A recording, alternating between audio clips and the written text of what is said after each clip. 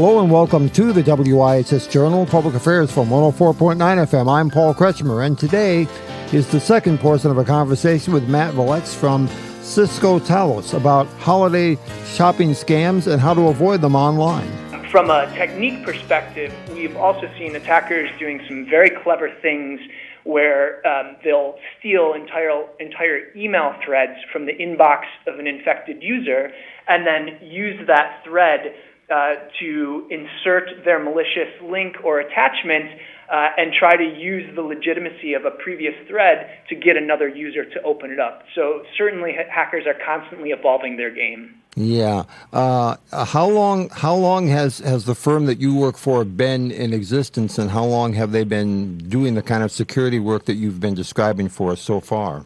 Well, Cisco Systems is over 25 years old, so they've been in the technology space for quite a while, long before the information security field was as prolific as it is today. Yeah.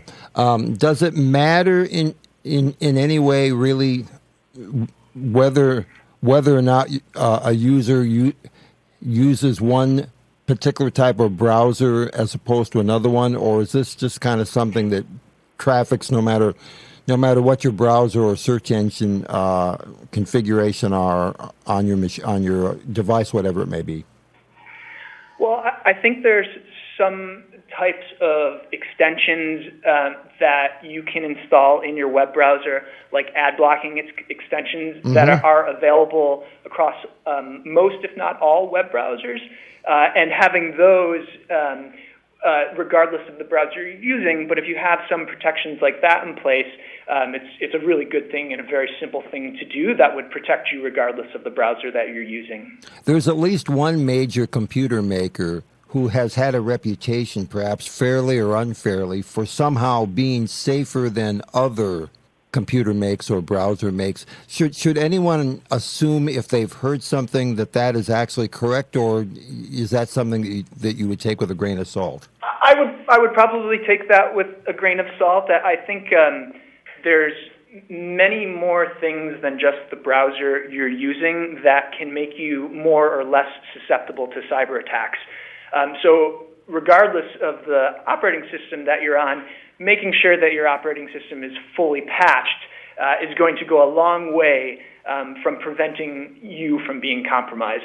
If there's no vulnerability for a hacker to exploit, you're that much safer than if you had an unpatched system. So absolutely patch your systems, keep them up to date, turn on auto updates so you at least have the most secure and most relevant software running. Are you noticing that customers are becoming more proactive about doing all of those things as opposed to just gliding along in blissful ignorance seemingly and then only taking action when they've actually gotten burned the first time? I like to think that people are becoming more aware of it and being more proactive. I think things like ad blocking browser extensions are so easy to install.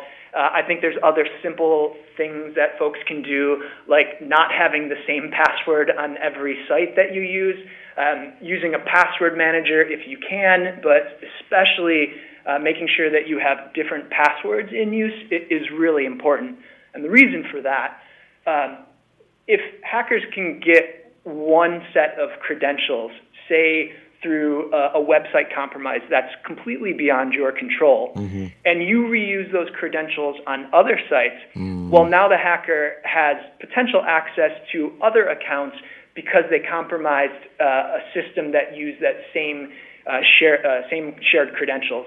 So separating that and making sure that you have different credentials on every site, while I know it can be difficult to manage that will protect you from the things, that will help protect you from the things that are beyond your control. Yeah, it sounds a little bit like going down the hallway of a hotel and finding that every room has the same lock, so if you got one key, you can open up all the doors, as opposed to each lock being unique or using key cards that change after every occupant, so it's not that simple for someone to break in.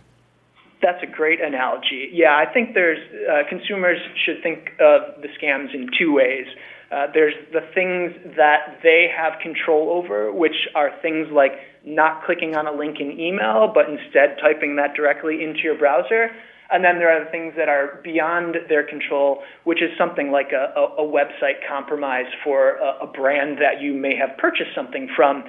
Consumers should realize that they've provided this information of theirs to a consumer. And so, again, if you can compartmentalize your credentials from one vendor to another, it's going to be that much more effective for you to maintain some security. I know my own work has come to a halt on at least one occasion when I went to a known legitimate website, clicked a link within that website only to find my computer all messed up and having to be rebuilt, essentially, as far as the contents and all that are concerned, because the site that I went to had a problem, but they didn't yet themselves know they had a problem. And those of us who went to that site not expecting any trouble found trouble, as it were. Yeah, absolutely.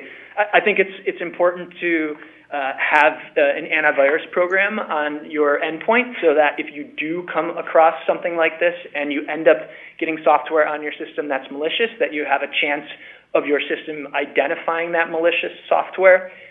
We provide a free piece of antivirus software called ClamAV, and consumers can download that from our website at talisintelligence.com if they'd like. You mentioned passwords a moment ago. One of the words or names I've heard and have been wondering about for myself recently has been the concept of what they call a password manager. Could you explain what that is for people and if that would be something that you would recommend that they use?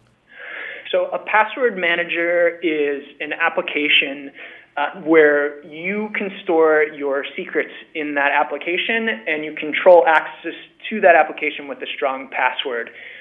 So those secrets could be passwords to sites. They could also be things like credit card numbers. Many password managers work across devices.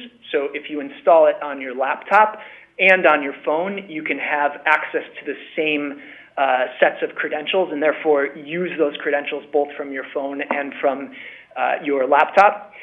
Also, some password managers integrate directly with the web browser. So when a login comes up, if you have credentials stored in the password manager and you have the password manager connected to your web browser, then it makes the use of the credentials in the password manager just that much more seamless. If you can use a password manager, I highly encourage it.